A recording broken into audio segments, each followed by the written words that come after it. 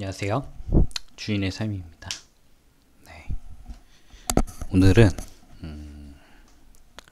제가 평소에 가지고 있는 마인드 그리고 다소 논란이 될 만한 이야기를 좀 해보고자 합니다.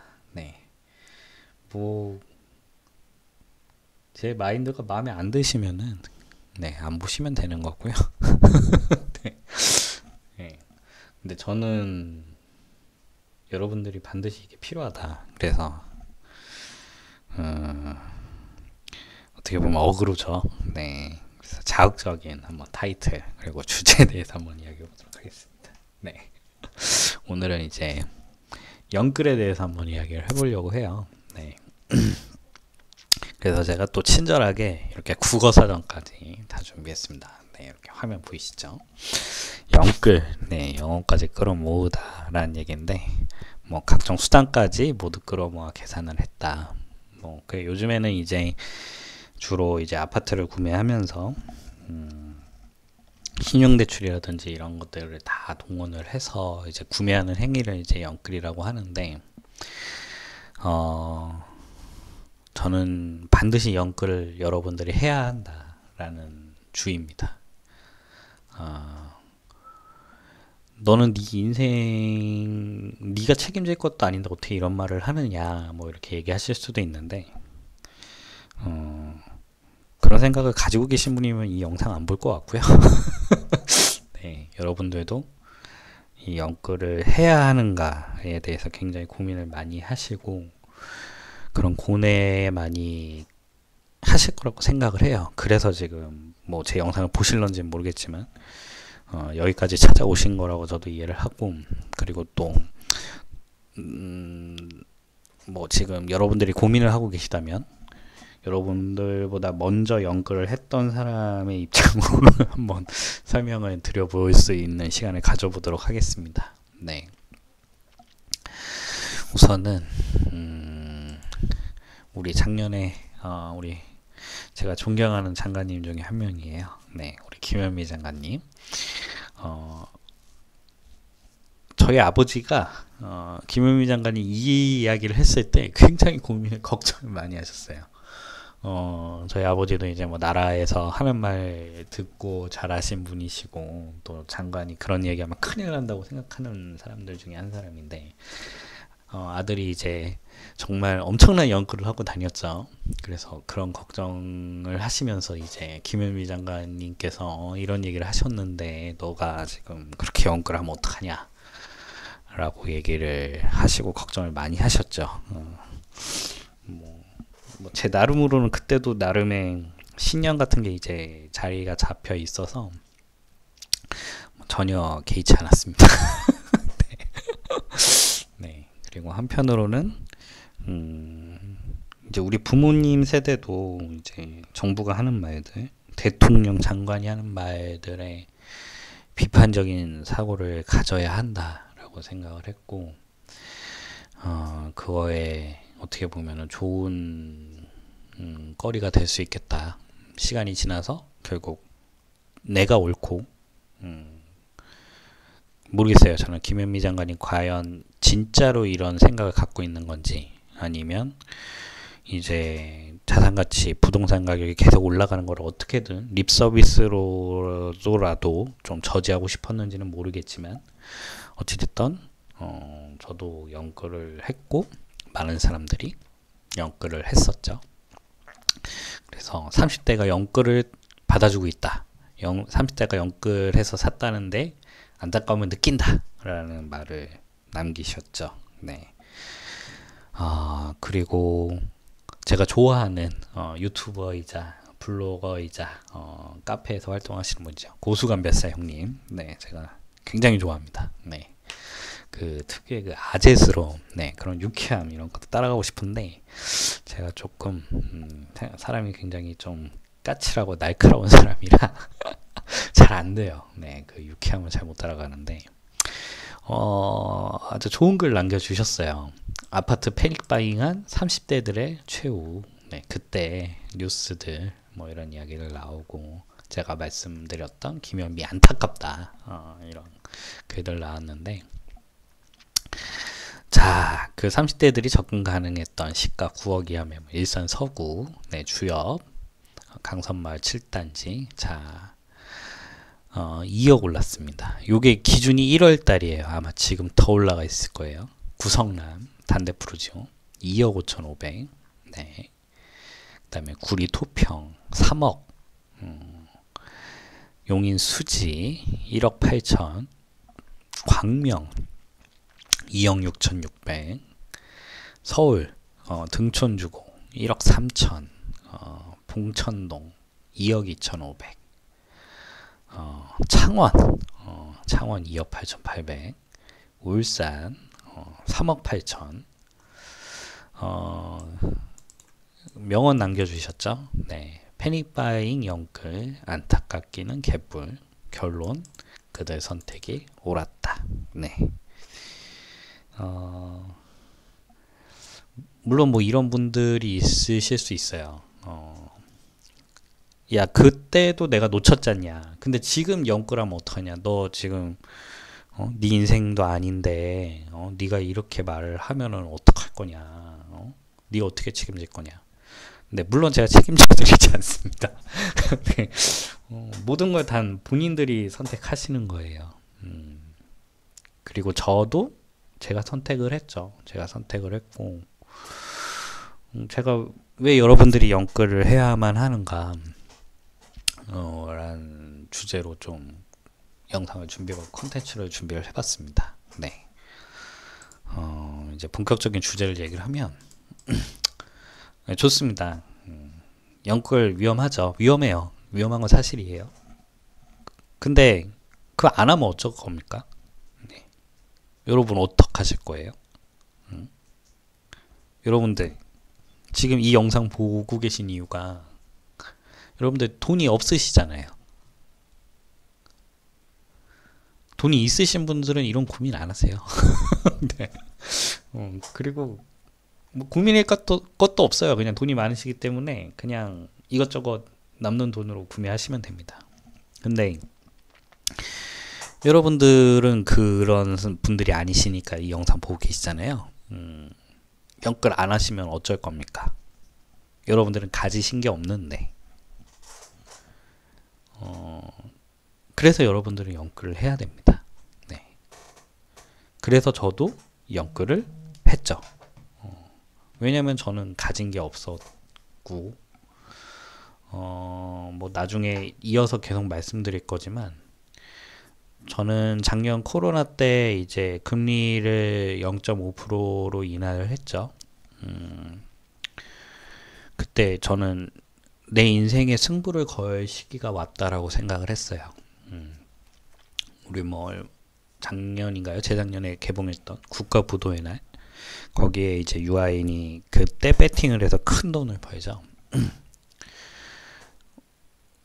제가 뭐 80년대 뭐 석유 파동 이때는 모르겠어요. 제가 뭐 그때 살았던 사람이 아니니까. 근데 제가 이제 인생을 살면서 이제 경제 위기가 크게 두 번이 왔었던 것 같아요. 첫 번째는 이제 97년 IMF였고, 그 다음에 2008년 서브프라임 경제 위기였죠. 그래서 제가 좀 어렸을 때는 주식을 굉장히 좋아했어요. 그래서 주식을 막 공부하면서 그때 배웠던 게 부의 재편이 우리나라가 두 번 일어났다. 그 전에는 뭐 그 전에 이야기를 끼는 건 아니고요. 제가 이제 태어나고 난 다음부터 두 번이 일어났는데 첫 번째가 IMF고 두 번째가 서브프라임이었다. IMF 때는 제가 초등학생이었기 때문에 뭐 제가 어떻게 할 수가 없었고 서브프라임 때는 제가 그때 이제 대학생이었는데 그때는 뭐 좀 그때도 어렸었죠. 그래서 제가 뭐 부의 재편은 뭐 제가 좀 또 20대 때도 충분히 그런 상업 활동을 할 수 있는데도 제가 뭐 좀 나약한 소리를 하는 걸 수도 있겠지만 어찌됐든 그 두 번의 기회는 제가 잡을 수 없었습니다. 네, 잡을 수 없었고 단 뭔가 새로운 한 번의 더 기회가 왔을 때 부의 재편이 일어났을 때 저는 그때는 절대 놓치면 안 된다 이렇게 생각을 했었죠. 그게 제가 봤을 때는 코로나 위기였던 것 같아요. 코로나 위기였고 그래서 코스피가 1400을 가고 부랴부랴 우리나라도 금리를 0.5%까지 인하를 했죠. 저는 그때 저희 와이프한테 이야기를 했습니다. 내가 생각하기에 이제 우리 삶에서 3번의 기회가 있었고 2번의 기회는 우리가 너무 어려서 잡지 못했다. 하지만 지금은 잡아야겠다. 코로나 이 위기 때 앞으로 10년 동안의 부의 재편이 일어날 것이다. 그게 바로 지금이다 라고 생각을 했습니다. 그래서 저는 그때 영끌을 마음을 먹었고 정말 끌어올 수 있는 모든 자금을 끌어와서 화폐가 아닌 자산으로 바꿔놨습니다. 네. 물론 제가 아직 현금화한 거는 그렇게 많지는 않아요. 현금화한 거는 그렇게 많지는 않지만 그때 이제 저희 와이프한테 제가 우리 굉장한 위험한 투자를 해야 한다. 왜냐하면 그게 부의 재편을 10년 동안의 부의 재편을 이루는 결과가 나타날 것이고 우리는 이 시기를 놓치면 안 된다. 그리고 제가 우리 와이프한테 했던 말이 있습니다. 저희 와이프는 굉장히 가난한 집에서 자라났어요. 그래서 우리는 잃을 게 없다. 저희는 언제든지 뭐 지금 아파트에 살고 있지만 뭐 빌라에서도 저희가 살았었고 또 그런 것들에 물론 제가 또 좋은 거를 지금 몇 년 동안 누리는 바람에 다시 이제 빌라 생활 물론 뭐 빌라가 모든 건 나쁜 건 아닙니다. 하지만 보통 이제 아파트 생활보다는 좀 불편한 게 사실이죠. 그래서 그런 상황으로 다시 돌아가더라도 우리가 그거를 인내하고 감수해낼 수 있을 거라고 생각을 했고 와이프도 그거에 동의를 했어요. 네. 그래서 저는 그 당시에 영끌을 선택했고 뭐 아직까지는 나름의 성과를 거두고 있습니다. 그래서 뭐 다시 원론으로 돌아가면 여러분들 돈이 없으시잖아요. 그러면 영끌을 안 하시면 어떻게 하실 거예요? 네. 뭐 나는 영끌을 안 하고 내가 만족하는 자산으로 투자를 할 거다라고 얘기하실 수도 있는데 뭐 그거는 제가 마지막까지 말씀드리는 부분을 다 한번 들어보시고 결정을 하세요. 그리고 보통 그냥 제가 무리를 하지 않고 만약에 진행을 하는 투자를 하시면 오히려 그게 더 위험하실 수가 있어요. 물론 뭐 사람이 가진 자산이 다 다르긴 하지만 뭐 이런 분들 계세요. 이건 뭐 그냥 저는 투자의 관점으로만 말씀드린 겁니다. 나는 아파트가 비싸니 뭐 빌라를 산다. 뭐 그리고 뭐 맨 처음 신혼부부 특히나 신혼부부가 이제 축적된 자산이 없다 보니까 매수를 하거나 혹은 전셋집을 얻을 때도 굉장히 오래된 아파트는 가기가 싫어요. 네, 저도 그랬고 굳이 오래된 아파트를 가야 하나? 그냥 좀 저렴한 빌라? 그 가격대의 빌라는 또 굉장히 깔끔한 빌라를 얻을 수가 있거든요. 그러다가 이제 덜컥 뭐 빌라를 매수하시거나 이렇게 되시면 굉장히 앞으로의 그 투자 입장으로만 말씀드린 겁니다. 나는 뭐 그냥 투자 안 해. 나는 그냥 그 빌라에서 계속 살 거야 하는 질문은 해당하지 않아요. 근데 나는 어찌됐든 주택으로도 좀 어느 정도 자산을 일구고 싶다라고 선택을 하시는 분이라면 그 선택은 정말 최악의 선택입니다.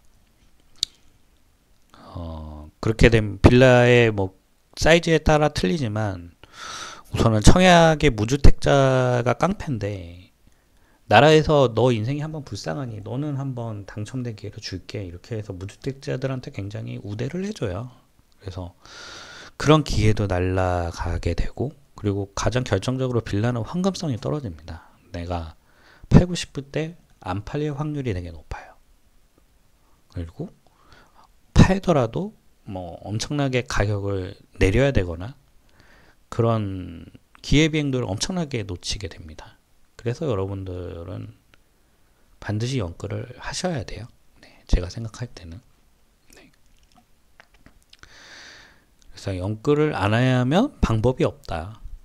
그리고 영끌을 통해서 여러분들이 취득하실 수 있는 자산 중에 가장 훌륭한 자산을 취득을 하셔야 됩니다.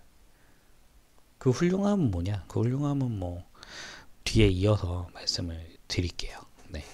그래서 영끌은 반드시 해야 한다. 왜냐하면 안 하면 어떡하실 거냐? 첫 번째 이유고, 두 번째 강제 절약. 네. 영끌을 하시면 강제 절약 효과가 있습니다. 맨 처음에 이제 우선은 뭐 그냥 신혼부부들을 예로 할게요. 신혼부부를 예로 하면은 저는 그 회사나 뭐 다른 분들 만날 때 신혼부부들한테 꼭 집을 사라고 말씀을 드립니다. 그것도 가장 많은 빚을 내서 가장 훌륭한 집을 사라고 말씀을 드려요. 네. 왜냐면 이건 뭐 제 이야기이기도 한데 네, 카톡이 네. 우리 와이프 네, 삼성전자 떨어지고 있고요. 네, 아무튼 네, 강제절약의 효과가 있습니다. 이건 뭐 제 얘기도 한데 저는 해외여행을 엄청 다녔어요. 30대 초반에. 그것도 뭐 좀 슬픈 이야기가 있는 게 저는 집이 너무 가난해서 30대 초반까지 해외여행을 해본 적이 한 번도 없어요. 네. 그래서 이게 또 한이 제가 쌓여가지고 정말 30대 초반에 엄청나게 돌아다녔습니다. 물론 지금 그 선택을 한 걸 저는 전혀 후회하지는 않은데 너무 잘 했어요. 그때 제 생각에도 어찌됐던 그거는 각설하고 신혼부부 처음 하게 되면은 만약에 집을 안 사게 되면은 다른 데 돈을 씁니다. 뭐 예를 들어서 차를 산다든지 뭐 차는 저는 필요하다고 생각해요. 근데 뭐 차를 좋은 차를 산다든지 또 여행하는데 돈이랑 시간을 엄청나게 씁니다. 특히나 해외여행. 그리고 이제 모르겠어요. 이거는 뭐 개인마다 다르지만 저는 술을 엄청 마십니다. 그래서 술 마시는데도 돈을 엄청 썼습니다. 근데 이 영끌을 통해서 이제 집을 사시게 되면 강제 절약 효과가 있어요. 그러니까 이게 저는 아파트에 적금해라 이런 이야기를 많이 하는데 어쩔 수 없이 대출이 이자랑 원금이 나가기 때문에 내 생활이 통제될 수밖에 없습니다. 네. 이거는 뭐 강제 저축이에요. 강제 저축. 이게 그냥 이 대출을 통해서 자산을 통해서 이런 원리금 상환을 안 하게 되면은 그렇게 강제 절약을 하면서 살기가 굉장히 어렵습니다. 이건 저는 못해요. 저는 못해요 그거. 네. 저는 못해가지고 이제 이 대출 영끌을 통해서 이제 강제 절약을 하는 효과를 좀 많이 거뒀습니다. 특히나 지금이 아주 좋은 시기인 게 코로나 이거 완전 땡큐입니다. 네. 저희 정말 해외여행을 거의 뭐 일주일 간격으로 가본 적도 있어요. 근데 이제 코로나 때문에 이제 여행을 못 하다 보니까 해외여행을 안 가니까 이게 돈이 쓸 데가 없어요. 네. 그래서 해외여행 안 가니까 돈 쓸 곳 없고 술도 이제 집에서 마시거나 이렇게 되니까 술집에서 1차, 2차, 3차 뭐 이렇게 가고 또 뭐 기분 좋으면 또 한번 쏴야 되지 않습니까? 또 술 먹으면 또 이게 사람이 통제가 안 돼요. 그리고 뭐 한번 시원하게 쏘고 또 이제 집에 올 때 이제 피곤하니까 이제 택시 타죠. 택시 타고 다음날 또 뭐 해장한다고 또 뭐 아침부터 뭐 커피 마시고 뭐 이러면 이게 돈이 그냥 술술술술 나갑니다. 근데 이 코로나가 지금 완전 땡큐인 거예요. 해외여행 안 가죠. 그 다음에 술도 집에서 마십니다. 그러면은 돈이 반의 반도 안 들어요. 그리고 뭐 그냥 술 취해서 자면 그만입니다. 택시비도 안 되고. 그리고 뭐 집에서 친구들 불러봤자 이제 5인 미만이기 때문에 뭐 이렇게 술값이 많이 나가지도 않아요. 뭐 가끔 만나는 거고. 그리고 사람을 안 만나니까 또 옷을 안 사 입어도 됩니다. 네. 그래서 이 영끌을 통해서 지금 강제 절약 효과가 있다.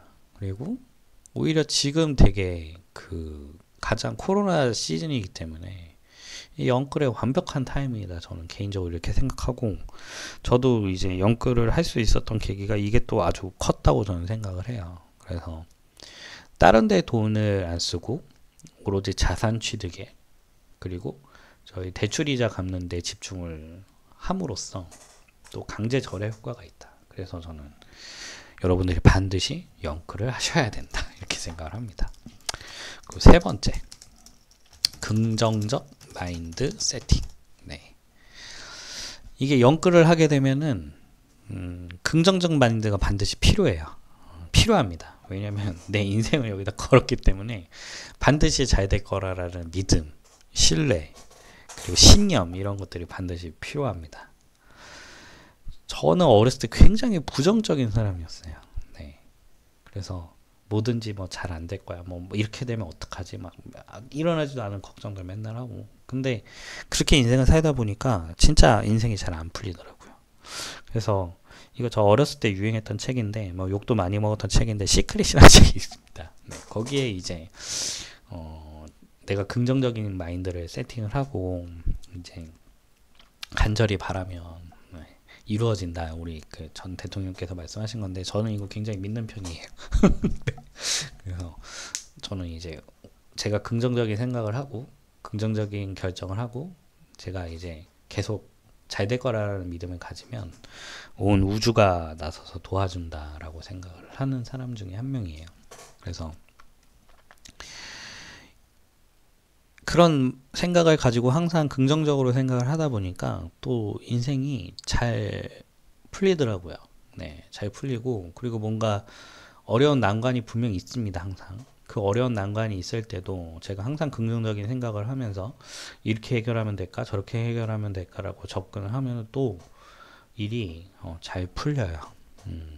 그래서 이 영끌을 하시면 긍정적인 마인드가 세팅이 된다. 왜냐면 내 인생의 모든 걸 걸었기 때문에 부정적인 생각을 하면 안 됩니다, 여러분들. 네, 절대 안 돼요.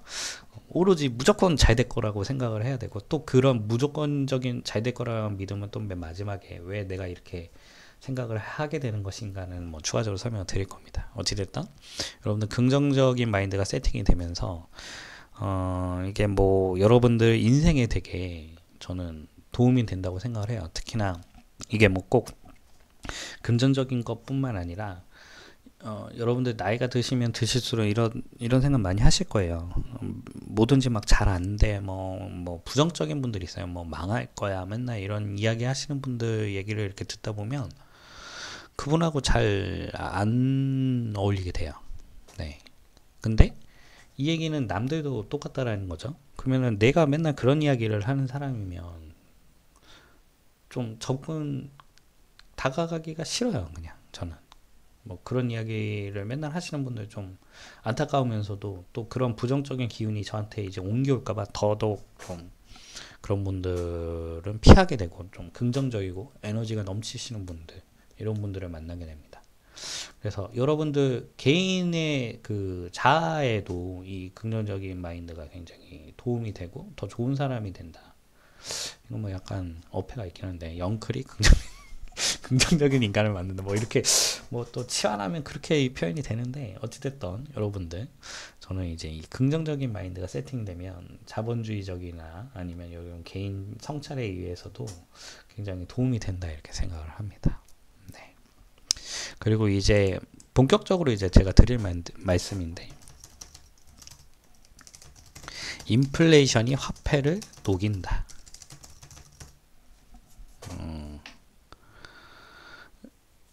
인플레이션 이야기를 좀 드리면, 뭐 정부 부채, 가계 부채, 뭐 벌써 저도 뭐 정말 어렸을 때는 잘 모르는 이야기지만 노무현 때부터 계속 그 가계 부채 문제다 뭐 이런 이야기 많이 했었던 것 같아요. 근데 그게 벌써 몇 년 전입니까? 그 정부 부채나 가계 부채는 항상 늘었던 거예요. 항상 늘었던 거고, 이게 결국에는 좀 자본주의를 좀 이해를 하셔야 되는데, 그 정부가 오히려 인플레이션을 굉장히 부추긴다는 걸 여러분들이 좀 아셔야 돼요. 우리 지금 이거 보여드리려고 했는데, 네, 한사랑 사랑케 제가 참 좋아하는 건데, 이분이 항상 그 긍정, 네, 그냥 부정적인 거를 굉장히 피하는 거를 굉장히 표현 많이 하시거든요. 근데 저는 참 거기에 큰 철학이 있다. 이분이 이제 직영점 2개, 대리지역 3개 이제 운영하시는, 어떻게 보면 사회적으로 성공하신 분인데, 제가 넘어가나요? 어쨌든 그 사회적 성공이 제가 봤을 때는 그 긍정 에너지, 이런 것들에 굉장히 큰 영향을 받아서 일구신 거다, 이렇게 생각을 하고요. 네, 아무튼 뭐 다시 원론으로 돌아와서. 여러분들 이게 이 코로나로 인해서 지금 경제 위기가 발생이 됐죠. 발생이 됐습니다. 이거를 엄청나게 화폐를 뿌림으로써 지금 정말 빠르게 회복을 하고 있어요. 네, 뭐 불가피한 선택이었겠죠. 양적 완화를 통해서 우리가, 그리고 2008년 서브프라임도 어찌됐든 양적 완화를 통해서 우리가 극복을 해놨는데, 지금 정부가 엄청나게 돈을 뿌리고 있습니다. 미국만 뿌리는 거 아니냐고요? 우리나라도 뿌릴 수밖에 없어요. 왜냐하면 미국 달러를 이렇게 뿌리게 되면 달러 가치가 하락을 하지 않습니까? 그러면은 우리나라는 미국이라든지 어찌됐든 수출을 통해서 먹고 나는 나라인데, 우리 환율이 이렇게 올라가 버리면 우리 물건이 팔리지는 않아요. 그러면은 어쩔 수 없이 우리나라도 이제 화폐를 발행해야 되는 상황이 되는 거죠. 그러니까 결국 달러가 늘어나면 늘어날수록 우리나라는 화폐를, 우리나라도 그거에 맞춰서 찍어서 환율을 유지를 하고, 우리나라는 그를 통해서 수출로 먹고 살아야 되는 상황인 겁니다. 지금 돈을 찍어내는 속도뿐만 아니라 뿌려대는 속도도 엄청나죠. 네. 뭐 재난지원금으로 대표되는 그런, 어떻게 보면 헬리콥터에서 돈을 뿌려대는 형태, 결국에는 인플레이션이 엄청나게 발생이 되는 거고, 제가 아까 우리나라 금리를 0.5% 인하할 때부터 제가 그 연끌을 통해서 모든 거를 걸었다라고 말씀을 드렸는데, 저는 이제 인플레이션에 모든 걸 건 겁니다.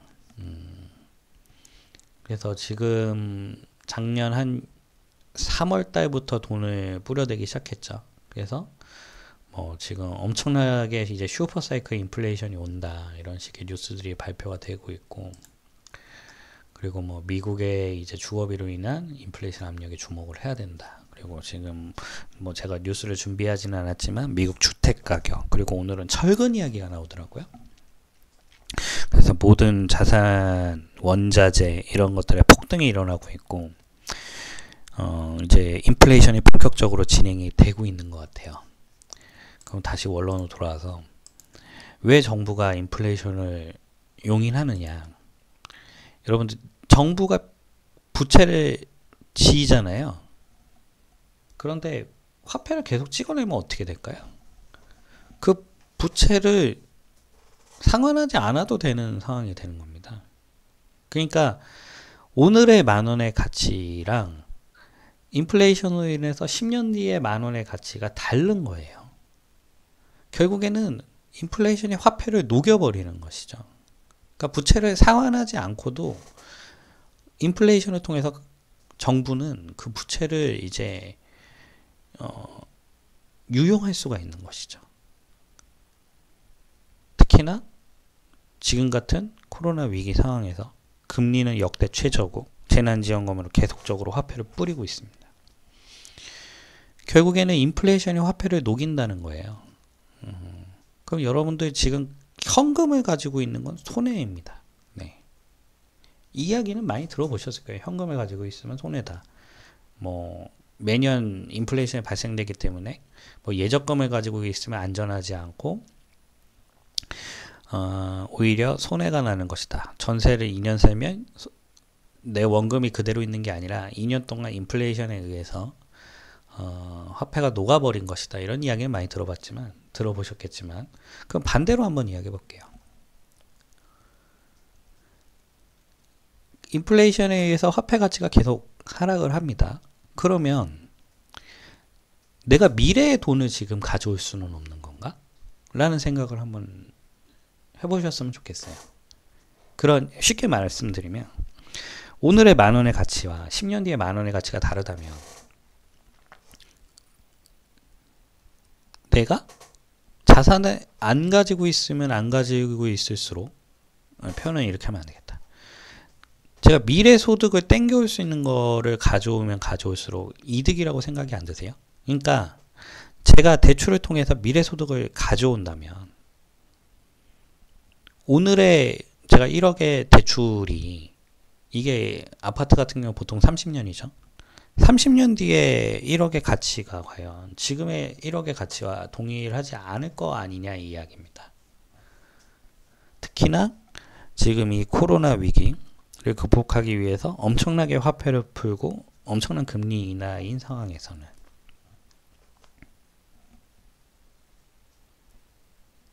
그 얘긴 즉슨 제가 대출을 가져오면 가져올수록 인플레이션에 의해서 나중에 내 대출의 총량 자체는 그대로지만 그 화폐 가치 하락으로 인해서 그 제가 가지고 있는 지금 대출의 가치가 점점 돈의 가치가 떨어지는 거라는 말씀인 거죠. 그러면 여러분들 연끌은 반드시 하셔야 되는 거예요. 왜냐하면 인플레이션에 의해서 화폐 가치가 계속 떨어지는데 그러면 내가 가져올 수 있는 돈을 다 가져오는 게 가장 큰 이득 아닌가요? 그래서 저는 여러분들한테 연끌을 하셔야 된다고 말씀을 드립니다. 단 그 대출을 활용해서 소비를 하시면 절대 안 돼요. 소비를 통해서 사라지게 만드시면 절대 안 됩니다. 그럼 소비를 하지 말고 무엇을 해야 되냐? 그 대출을 활용해서 시간이 지나면 오르는 자산을 하나라도 더 아니면 내가 살 수 있는 최고의 자산을 취득하셔야 됩니다. 그러니까 나는 지금 돈이 없어요. 돈이 없는데 내가 예적금을 가지고 있으면 계속 그 값어치는 떨어진다는 거예요. 그러면 오히려 내가 끌어올 수 있는 돈을 다 끌어오면 내가 나중에 그 대출의 가치도 계속 떨어지는 거 아니에요. 그래서 소비가 아닌 내가 가지고 갈 수 있는 가장 큰 그리고 가장 많은 자산으로 바꾸셔야 되는 겁니다. 그래서 여러분들은 연끌을 하셔야만 해요. 저는 그래서 지금 뭐 저희 가계 부채는 가계 구조는 이미 마이너스인 상황입니다. 네, 마이너스인 상황인데 저도 이게 되게 불안했어요. 내가 과연 이렇게 살아도 되나? 아마 저 같은 생각 많이 하실 거예요. 이게 뭐 그 막 대출을 이렇게 해서 하는 게 맞는 것 같아. 근데 내가 그거를 감당할 수 있을까? 내가 이렇게 살아가는 게 맞나? 라는 생각을 가지신 분들이 굉장히 많으실 거예요. 근데 대출도 어떻게 보면 내 자산입니다. 네. 대출을 아무한테나 그렇게 쉽게 내주지 않아요. 내 대출을 이제 이게 빚이라고 생각하시면 안 되시고 내 미래 소득을 가져오는 시간을 줄이는 구조라고 이해를 하셔야 됩니다. 그리고 그 미래 소득을 가져오는 데 있어서 은행한테 조금의 수수료를 준다로 생각을 하셔야 되고 그러면은 대출을 통해서 이제 시간이 지나면 오르는 자산을 그리고 최고의 자산 그리고 더 많은 자산을 화폐와 교체를 하셔야 되죠. 왜냐하면 화폐의 가치는 계속 떨어지니까요. 그래서 여러분들은 연끌을 하셔야 합니다. 괜히 내가 빚지기 싫어, 나는 빚 싫어 해서 어설픈 물건을 사시면 여러분들 아마 뭐 이런 경험 하신 분들도 있으실 거예요. 뭐 오르는 아파트만 오른다, 오르는 지역만 오른다. 뭐 최근에는 뭐 다 오르긴 하지만 여러분들이 가질 수 있는 최고의 자산을 취득을 하셔서 가장 큰 상승을 누리셔야 됩니다. 자, 그러면은 뭐 네 말이 무슨 말인 줄 알겠어. 그럼 최고의 자산이 뭔데? 네, 제가 마지막으로 드릴 말씀입니다. 자, 연끌은 모든 것을 건 투자가 되는 겁니다. 그러니까 내 인생을 건 승부가 되셔야 돼요. 그 내 인생을 건 승부가 되셔야 하기 때문에 무엇보다 열심히 노력하셔야 됩니다.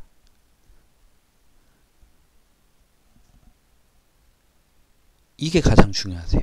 그러니까 영끌하라라는 표현은 이게 전제가 되셔야 돼요.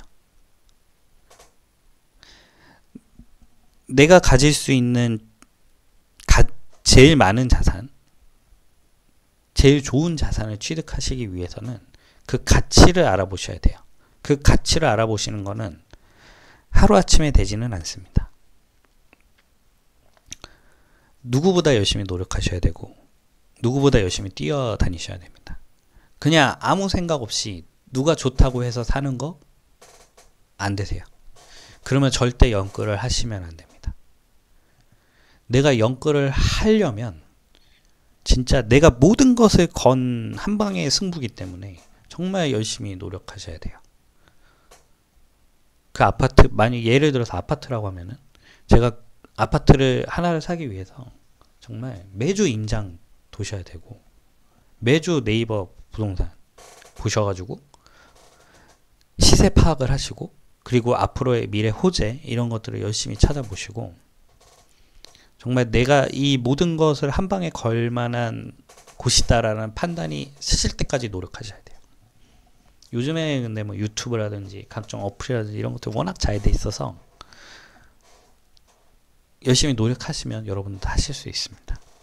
뭐 나는 주식으로 할 거야. 그러면은 주식 기업 담당자한테 매주 전화하세요. 매출 어떻게 돼가고 있냐, 어떻게 돼가고 있냐, 어쩔 것 같냐. 물론 그 매출을 얼마 하는지 알려주는 거는 안 됩니다. 네. 하지만 이제 그 담당자들하고 통화를 해보다 보면은 또 어느 정도 그 느낌이란 것들이 있어요. 근데 뭐 저는 뭐 주식에 영끌을 하라는 거는 추천드리지는 않고, 네. 주식은 너무 어렵더라고요. 제가 주식을 2007년부터 했었는데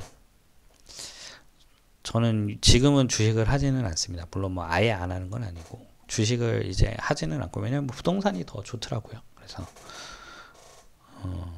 나는 주식으로 하겠다 그러면은 정말 매일같이 주식 담당자들 전화 돌리고 사업 시찰 가고 그리고 뭐 레포트들을 사업에 대한 레포트들 엄청 읽어보고 나는 차티스트다.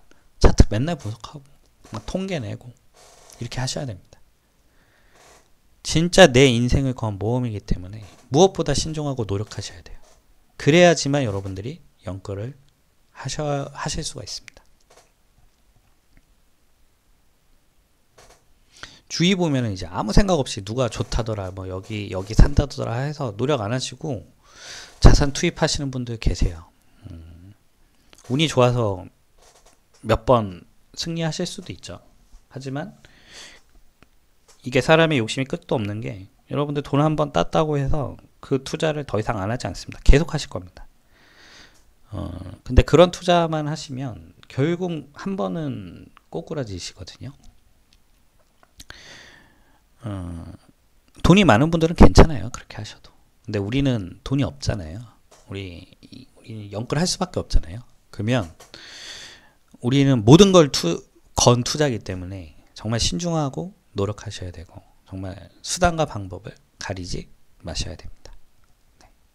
그래야지만 여러분들이 영끌을 하실 수 있는 거고 그래야지만 이 긍정적인 마인드와 그리고 인플레이션 이런 것들 그리고 강제 저축 이런 효과들을 통해서 여러분들이 큰 자산 상승의 결과물을 얻으실 수가 있을 겁니다. 뭐 이건 조금 뭐 부수적인 이야기는 하는데 그래서 저는 안전마진을 좋아해요. 안전마진.